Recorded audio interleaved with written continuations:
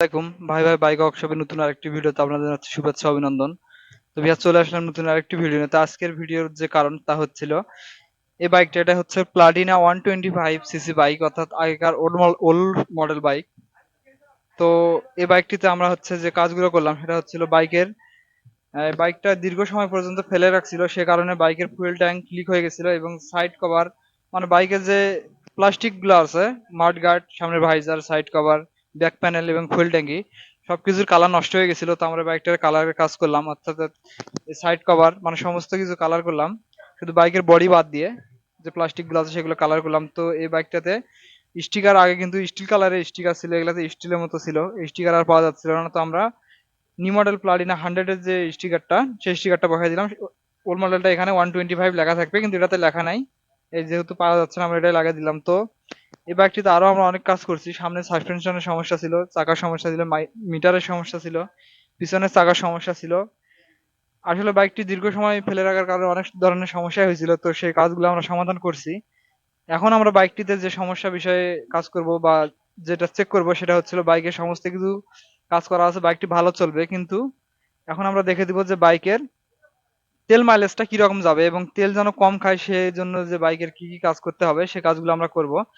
এদিকে আমরা ইঞ্জিনে শুধু ক্লাচ প্লেট চেঞ্জ করে দিয়েছি, ক্লাচ প্লেট নষ্ট ছিল। এখন হচ্ছিল আমরা তেল যেন কম খায় এবং বাইকটি স্মুথ চলে সে বিষয়ে কাজ করবো। তো চলুন ভিডিওটা শুরু করি। তো বাইকের তেল কম খাওয়ার বিষয়ে যে বিষয়গুলো থাকে এবং বাইকটি যেন স্মুথ চলে সেই বিষয়ে কাজ করতে গেলে আমাদেরকে যে যে জিনিসগুলো চেক করতে হবে সেগুলো আমরা এখন চেক করব। তো প্রথমে আমরা টেবিট কভারটা খুলে টেবিট দুটো চেক দিয়ে দিব, দেখবো যে কোনো সমস্যা আছে কিনা। যেহেতু বাইকটা দীর্ঘ সময় পর্যন্ত পড়েছিল সেজন্য এই বাইকটাতে আরো কিছু চেক করতে হবে, এবং কি জিনিসগুলো চেক করব আমি আপনাদের ভিডিওর মাধ্যমে A to Z সবকিছু শেয়ার করব। তো আমরা এখন টেবিট কভারটা খুলবো, খুলে টেবিট গুলো চেক দিয়ে দেবো। আর এই বাইকটাতে ক্লাচ প্লেটের সমস্যা ছিল, আমরা ক্লাচ প্লেট আগে থেকে পরিবর্তন করে দিয়েছি, এখন শুধু তেলের যে বিষয়গুলো থাকে সেগুলো আমরা চেক করব। তো চলুন টেবিট কভারটা খুলে নেই।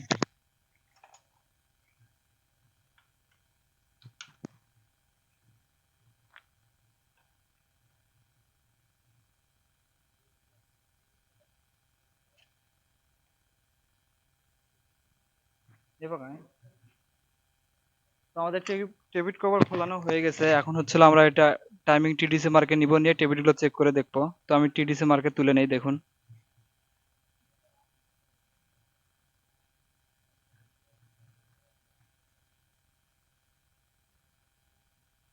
তো এই যে এখানে যে টি মার্কটা আছে, সেই টি মার্কটা কিন্তু এখানে উপরে তুলে নিলে হবে, আর এই দুইটা দাগ সমান করলে কিন্তু টাইমিং এ উঠে যাবে। তো আমরা এখন দেখবো যে টেবিট গুলো জাম বা লুজ আছে কিনা।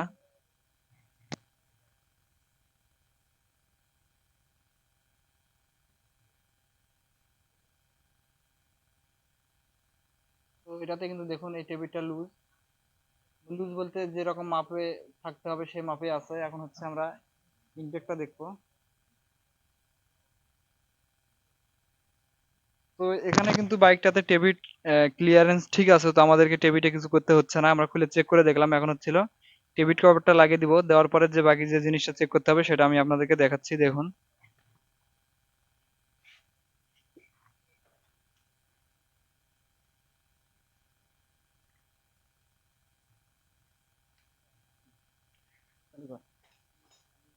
তো আমাদের টেবিট কভার লাগানো কমপ্লিট হলো। এখন হচ্ছিল আমরা বাইকের স্পার্ক প্লাগ দুটো খুলবো, খুলে চেক করে দেখবো যে স্পার্ক প্লাগ নষ্ট আছে কিনা। যদি নষ্ট থাকে তাহলে আমরা এটা পরিবর্তন করে দিব, যেহেতু বাইকটা অনেক দিন যাবত পড়েছিল অর্থাৎ চালাইনি, সেহেতু বলা যাবে না স্পার্ক প্লাগ কিরকম অবস্থায় আছে।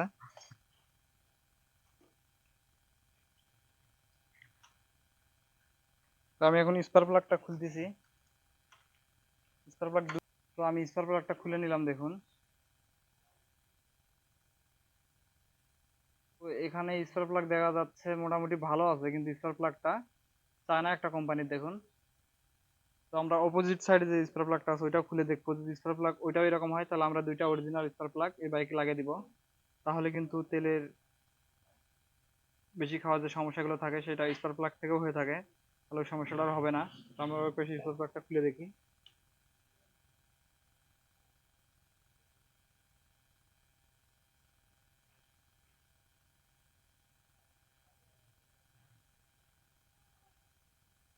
তো এই স্পার প্লাগটা দেখুন, এটা কিন্তু মাকা কোম্পানির একটা স্পার প্লাগ, অর্থাৎ China spare plug. Spare plug দুই রকম, তো আমরা হচ্ছিল দুইটা অরিজিনাল স্পার প্লাগ এই বাইকটাতে লাগিয়ে দিব। তো আমরা হচ্ছে দুইটা স্পার প্লাগ লাগিয়ে দেই, লাগানোর পরে বাইকের আমরা কার্বোরেটরটা খুলে দেখবো। কার্বোরেটরটা খুলে দেখবো যে কার্বোরেটরের মধ্যে কোনো সমস্যা আছে কিনা, যেহেতু বাইকটা পুরাতন, দীর্ঘ সময় পর্যন্ত পড়েছিল, তো আমাদেরকে এই জিনিসগুলো সব চেক করে দেখতে হবে। তো আমরা কার্বোরেটরটা দেখবো এবং সবশেষে এয়ার ফিল্টার দেখবো, দেখার পরে বাইকের তেলটা অ্যাডজাস্ট করে দিয়ে বাইকটা আমরা ফিটিং করে দিব। তো আপনারা দেখতে থাকুন, আমরা স্পার্ক প্লাগ দুইটা পরিবর্তন করে দিচ্ছি এখন। তো আমরা দুইটা স্পার্ক প্লাগ নতুন লাগিয়ে দিলাম, এখন হচ্ছিল কার্বোরেটরটা খুলে দেখবো যে কার্বোরেটরে কোনো সমস্যা আছে কিনা, এরপরে এয়ার ফিল্টারটা দেখবো, দেখার পরে কার্বোরেটরটা টুইনিং করে দিব। তো আপনারা দেখতে থাকুন, কার্বোরেটরটা খুলে দেখি যে ভিতরে কোনো সমস্যা আছে কিনা। তবে কার্বোরেটরের ভিতরে অনেকটা ময়লা থাকলেও থাকতে পারে, যেহেতু বাইকটা পড়েছিল আর টাঙ্কিতে সমস্যা ছিল, যেহেতু কার্বোরেটরে ময়লা থাকার কথা। আমরা কার্বোরেটরের ফ্লোর প্লেন অংশটা খুলে দেখলে বুঝতে পারবো। তো আমরা কার্বোরেটরের নিচের অংশটা খুলে দেখবো যে এখানে কোনো ময়লা জমে আছে কিনা।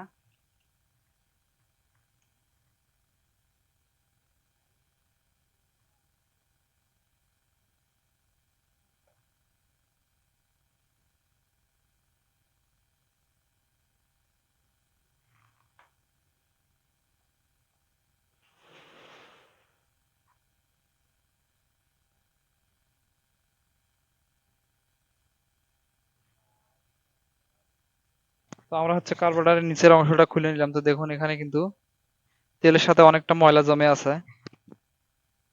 তো এরকম যদি ময়লা থাকে তাহলে কিন্তু এই যে মেন জেট এবং স্লো জেট দিয়ে ময়লাগুলো উঠবে এবং বাইক হচ্ছে চালার সময় আপ ডাউন করবে এবং তেল বেশি খাবে, বাইক ধাক্কাবে, অর্থাৎ বাইকটি স্মুথ চলবে না। তো আমরা হচ্ছিল এই বাড়ির যে ময়লাগুলো আছে দেখতে পাচ্ছেন অনেকটা কিন্তু ময়লা, এই ময়লাগুলো ক্লিন করে দিব এবং মেন জেট এবং স্লো জেটটা এখান থেকে খুলে পরিষ্কার করে আবার হচ্ছে ফিটিং করে দিব। যেহেতু এই বাইকটাতে ওভারফ্লোর কোনো সমস্যা ছিল না, সেহেতু কার্বোরেটরে আমাদের আর কিছু করতে হচ্ছে না, শুধু এখানে ময়লাগুলো ক্লিন করে দিলেই হচ্ছে। তো আমরা এটা এখন পরিষ্কার করে ফিটিং করে দিচ্ছি, আপনারা দেখুন।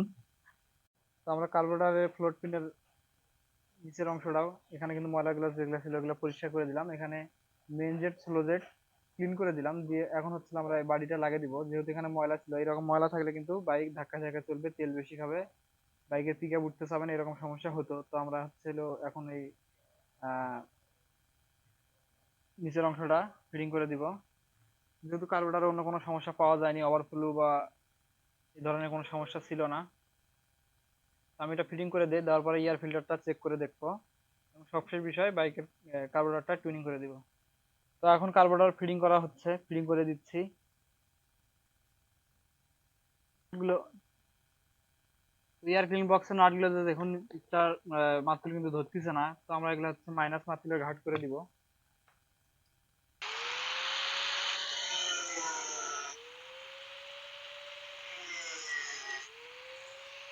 তো নাটগুলো খুলতেছিলাম, আমরা এটাতে ফ্ল্যাট মার্কেলের ঘাট করে দিলাম,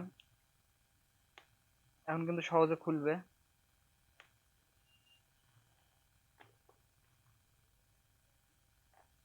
তো আপনারা দেখুন যে এয়ার ফিল্টারের কি অবস্থা, এয়ার ফিল্টার থেকে আপনার হচ্ছিল ইঞ্জিন অয়েল এবং পানি বের হচ্ছে। তো এরকম যদি ইঞ্জিন অয়েল আর হচ্ছে এয়ার ফিল্টারে এরকম বিশ্রী অবস্থা থাকে, তাহলে কিন্তু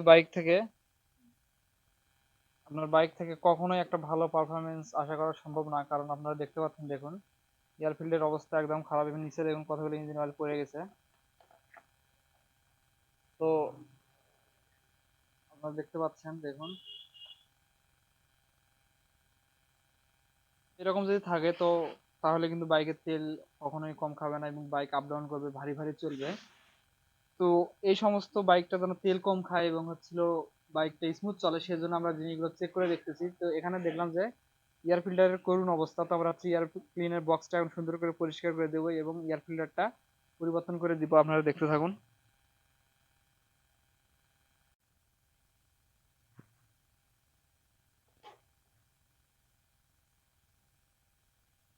দেখুন এয়ার ফিল্টারের কেমন বাজে অবস্থা, একদম মনে হচ্ছে যে কতদিন থেকে যে বাইকটা এয়ার ফিল্টারের কাজ করানো হয়নি, সেটা আল্লাহ পাকে ভালো জানে। আমরা হচ্ছিল এখন এগুলো সুন্দর করে ক্লিন করে দিব, যেহেতু এখানে অনেকটা বাজে অবস্থায় আছে। এই এয়ার ক্লিনটা আমরা ফিটিং করে দিব। আপনারা দেখছেন এটা ক্লিন করার পরে আমরা বাইকের কার্বোরেটর টিউনিং করে দিব। আপনার ভিডিওটা অবশ্যই শেষ পর্যন্ত থাকবেন। এবং সবশেষ বিষয়ে বাইকটাতে যে কালারের কাজগুলো করা হলো, সেই কালারটা কেমন হলো আমি আপনাদেরকে দেখাবো। আপনারা অবশ্যই ভিডিওটা শেষ পর্যন্ত দেখুন। আমরা এয়ার ফিল্টার বক্সটা সুন্দর করে ওয়াশ করে দিলাম। এখানে এয়ার ফিল্টার হচ্ছে নতুন এয়ার ফিল্টার দিয়ে দিলাম। যে এয়ার ফিল্টারের অবস্থা একদম বাজে ছিল, আপনারা ভিডিওতে দেখছেন। এখন হচ্ছে আমরা এটা ফিটিং করে দিব।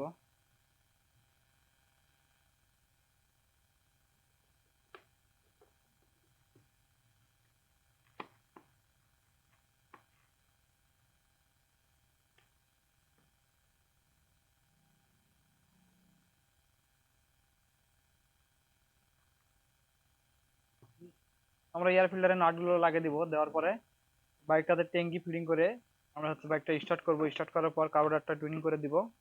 দেওয়ার পরে আমি বিস্তারিত আপনাদেরকে বলতেছি। এটা এখন হচ্ছে স্টার্ট করছি। এখন হচ্ছে বাইকের কার্বোরেটরটা টুনিং করে দিব। তো প্রথমে রেসের স্ক্রুটা একটু বাড়িয়ে দিব।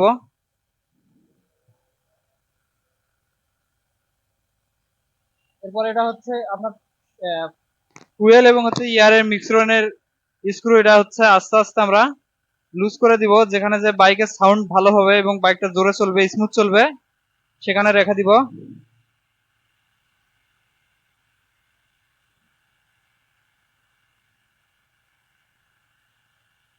তো এই পজিশনে কিন্তু বাইকটা স্মুথ চলতেছে, তো আমরা এখানে রেখে দিব। এখন হচ্ছিল রেসের যে স্ক্রুটা ওটা লুজ করে দিব।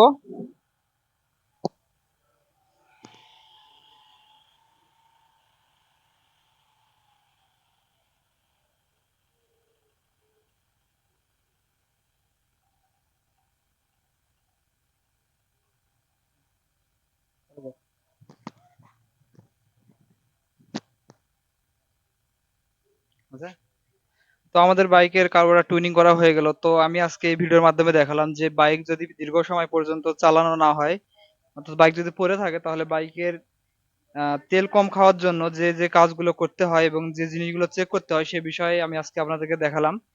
তো এখানে এই বাইকটা কিন্তু দীর্ঘ সময় পর্যন্ত পড়েছিল, সেই কারণে বাইকের ফুয়েল ট্যাঙ্কটা নষ্ট হয়ে গেছিল। এবং বাইকের তেল মাইলেজ যেন ভালো পায় এবং তেল কম খায় এবং বাইকটা যেন স্মুথ চলে, সেই জন্য আমরা বাইকের টেপিট, কার্বোরেটর, স্পার্ক প্লাগ এবং হচ্ছে এয়ার ফিল্টার, সর্বশেষে কার্বোরেটরটা টুনিং করে দিলাম। এখন কিন্তু বাইকটা স্মুথ চলবে এবং হচ্ছিল তেলও কম খাবে, আর বাইকটাতে কোনো সমস্যা আর হবে না। তো আমি এখন হচ্ছে বাইকটা স্টার্ট করে সাউন্ডটা আপনাদেরকে শুনে দেখুন যে সাউন্ডটা কিরকম হয়েছে।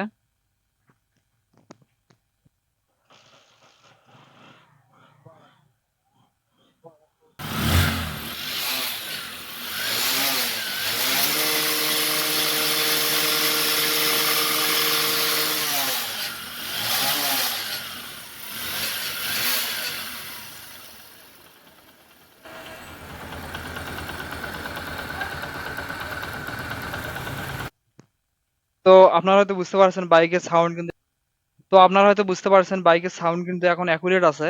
তো বাইকের পিক আপ দিলে বোঝা যায় যে বাইকের কন্ডিশন কেমন। তো বাইকটা কিন্তু পিক আপ 100 উঠতেছে এবং যে রেসেও ঠিক মতো আছে এবং হচ্ছিল আপনার বাইকের সাউন্ডও ভালো। সেই হিসাবে বাইকটা এখন তেল অনেকটাই কম খাবে এবং অনেকটা স্মুথ চলবে। তো আমি যে কাজগুলো করলাম, যদি পুরাতন বাইকের এই সমস্ত জিনিস চেক করা যায়, তাহলে কিন্তু বাইক তেল কম খাবে এবং ভালো চলবে।